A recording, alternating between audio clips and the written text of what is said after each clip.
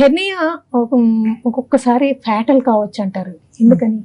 అంటే ఇప్పుడు ఈ పేగు బయటకు జారడంతోనే పేగుకి జరిగే రక్తం సరఫరా తగ్గిపోవడం వలన లేకపోతే ఆగిపోవడం వలన ఆ పార్ట్ పేగు కుళ్ళిపోవడం అనేది జరుగుతుందండి. దాంతో మనం కడుపులో ఉన్న పదార్థాలన్నీ కూడాను స్ప్రెడ్ అయ్యి ఇన్ఫెక్షన్ అయిపోయి స్ప్రెడ్ అయ్యి అది ప్రాణం మీదకి వచ్చే అవకాశం ఉంటుంది.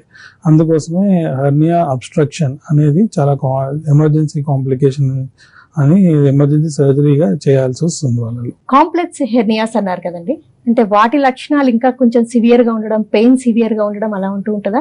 కొంతమంది అంటుంటారు అప్పుడప్పుడు కనిపిస్తూ ఉన్నాయి, ఇయర్స్ టుగెదర్ ఉంది హెర్నియా అంటుంటారు.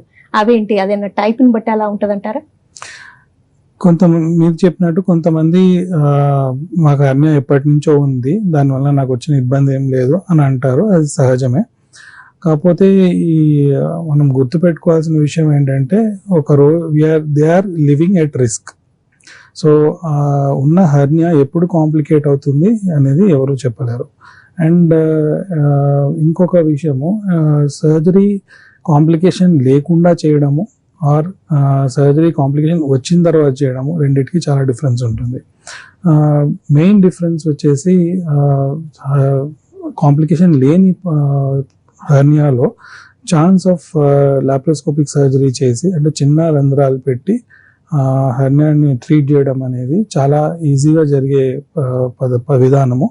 అదే కాంప్లికేట్ అయిన తర్వాత వచ్చే హెర్నియాస్లో అబ్స్ట్రక్షన్లో లాప్రోస్కోపీ చేయడం అనేది క్లిష్టమైన పద్ధతి అండ్ రికరెన్స్ ఛాన్స్ హై ఉంటుంది. అండ్ ఇంకొక విషయము, పేగు రంధ్రం పడడము, పేగు ఉల్లిపోవడం వలన దాన్ని కట్ చేసి జాయిన్ చేయడం వలన ఇలాంటి ఏమైనా చేస్తే కనుక మెష్ పెట్టడం అనేది చేయమండి. సో మెష్ ఎందుకు పెడతాము అంటే అబ్డామినల్ వాల్ని స్ట్రెంగ్తెన్ చేయడానికి, రికరెన్స్ తగ్గించడానికి మెష్ అనేది పెట్టడం జరుగుతుంది.